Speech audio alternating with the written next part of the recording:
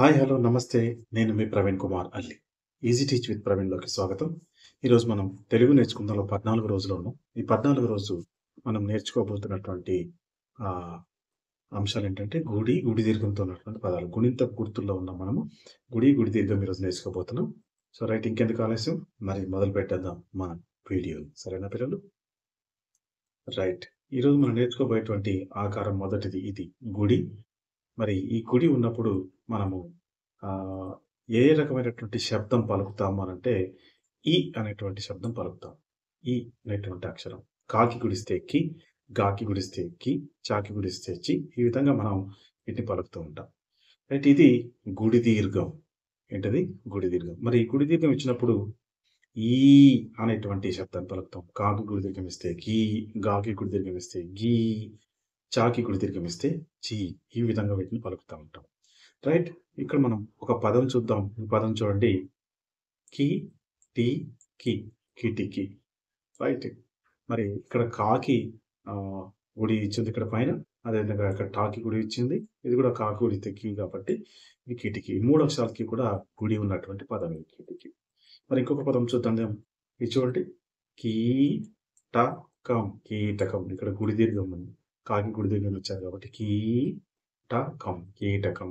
Right పిల్లలు? Right. మరి ఇప్పుడు మనం ఒకసారి ఇక్కడ కొన్ని పదాలు చూద్దాం. ఈ బొమ్మ. రైట్. ఈ బొమ్మ పేరు చెప్పండి. సంచి. చెప్పండి. చీమ. రైట్. ఇదేంటిది? విమానం. రైట్. మీసం. కిరీటం. దీంట్లో మనం గుడి ఉన్నటువంటి అక్షరాలు చూద్దాం.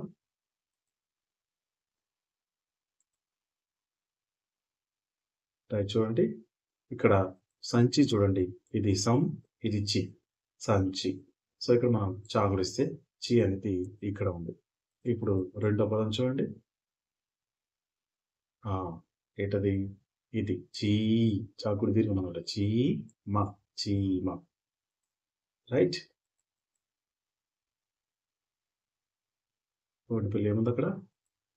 ఇది వి. వాగుడిస్తే వి. మానం. విమానం. రైట్. అది వాగుడిస్తే వి అన్నమాట. ఇది చూడండి. ఏముంది అక్కడ? మీసం. మీసం. అక్కడ మాకి గుడి దీర్ఘం ఉంది. మీ. మరి ఇక్కడ చూడండి. ఇక్కడ గుడి దీర్ఘం 2 ఉన్నాయి. కాకి ఇక్కడ గుడి ఇచ్చారు కి. అదే రాకి గుడి దీర్ఘం ఉంది రీ. కిరీటం. రైట్ పిల్లలు? ఇది మనం గుడి దీర్ఘం ఉన్నటువంటి పదాలన్నమాట. మరి ఇప్పుడు కొన్ని పదాలు చూద్దాం. ఏంటది? కి, ల, కి, ల. కిలకిల. రైట్. కిలకిల. కీలకం. ఇక్కడ చూడండి. కాకి గుడి దీర్ఘం ఉంది కదా. కీలకం. కీలకం. మరికొన్ని పదాలు చూద్దాం పిల్లలు. గిలక. గిలక. గీత. చిలక. చీమ. జింక. జీడి. తిలకం. తీగ. దిశ. దీవి. నిజం. నీడ. పిలక. పీట. మిరప. మీగడ. వరి. లారీ. రైట్ పిల్లలు? ఇక్కడ మనం గుడి దీర్ఘం ఉన్నటువంటి అక్షరాలు అన్నమాట. కి, కీ, గి, గీ, చి, చీ, జి, జీ, తి, తీ, ది, దీ, ని, నీ, పి, పీ, ని, మీ, రి, రీ. ఇప్పుడు ఈ అక్షరం చెప్పండి. క, గ, చ, జ, ట, డ, త, ద, న, ప, బ, మ, య, ర, ల, వ. ఈ అక్షరాలకు మనం గుడి ఎక్కడ ఇవ్వాలనేది చూద్దాం. మరి సేమ్ దీర్ఘానికి ఇచ్చినట్టే మనం తలకట్టు తీసేసి ఎట్లయితే దీర్ఘం ఇచ్చామో అదేవిధంగా తలకట్టు తీసేసి గుడి ఇస్తామన్నమాట. చూద్దాం చూడండి. మొదటి అక్షరం చూడండి. అందరు కాని చూడండి. తలకట్టు తీసేసాం. అక్కడ గుడి రాసాం కి. తలకట్టు తీసేసాం. అక్కడ గుడి రాసాం గి. తలకట్టు తీసేసాం. అక్కడ గుడి రాసాం చి. జాకి తలకట్టు ఉండదు కాబట్టి ఇలా రాస్తాం జి. టాకి కూడా తలకట్టు లేదు కాబట్టి టి. టాకి తలకట్టు తీసేసాం. ఈ విధంగా డి అని రాసాం. తాకి తలకట్టు తీసేసాం. ఈ విధంగా తి అని రాసాం. దాకి తలకట్టు తీసేసాం. ఈ విధంగా ది అని రాసాం. నాకి తలకట్టు తీసేసి ని ఈ విధంగా రాస్తారు. పాకి కూడా తలకట్టు తీసేసి అక్కడ గుడి ఇవ్వడమే పి. మరి బాకి తలకట్టు లేదు కాబట్టి బి ఎలా రాస్తారో చూద్దాం ఒకసారి. అది బి. మరి మాకి గుడిస్తే మీ ఇలా రాస్తాం. యాకి గుడి ఇస్తే ఏ విధంగా ఉంటుందంటే తలకట్టు తీసేయడమే. ఇక్కడ చూడండి ఇది స్పెసిఫిక్ జాగ్రత్తగా స్పెషల్ అనమాట. ఇది చూడండి. ఇక్కడ తలకట్టు తీసేస్తే సరిపోతుంది. దీన్ని ఇ అంటాం. గుడి యొక్క గుర్తు మనం ఎక్కడ కూడా ఇవ్వం. ఓన్లీ తలకట్టు తీసేస్తే అది ఇ అని పిలుస్తాం. ఇక్కడ మళ్ళీ రాకి తలకట్టు తీసేసాం. ఇక్కడ గుడి ఇచ్చాం. లాకి తలకట్టు లేదు. లా గుడిస్తే లి ఈ విధంగా రాస్తాం. మరి వాకి తలకట్టు తీసేసి వా గుడిస్తే వి ఈ విధంగా రాస్తాం. రైట్ పిల్లలు. ఇప్పుడు మళ్ళీ మనం నెక్స్ట్ చూద్దాం. అన్ని అక్షరాలకి ఏ విధంగా గుడి ఇస్తారో. చూడండి ఇది క, కి, గి, చి, జి, టి, డి, తి, ది, ని, పి, బి, మీ, జి, రి, లి, వి, షి, సి, ఇ. ఇప్పుడు కొన్ని పదాలు చూద్దాం. కిటికీ, గిలక, చిలక, జింక, అరటి, గడి, తిలకం, దిశ, పిలక, బిరబిర, మిలమిల, రాయి, వరి, చలి, శివ, సిర.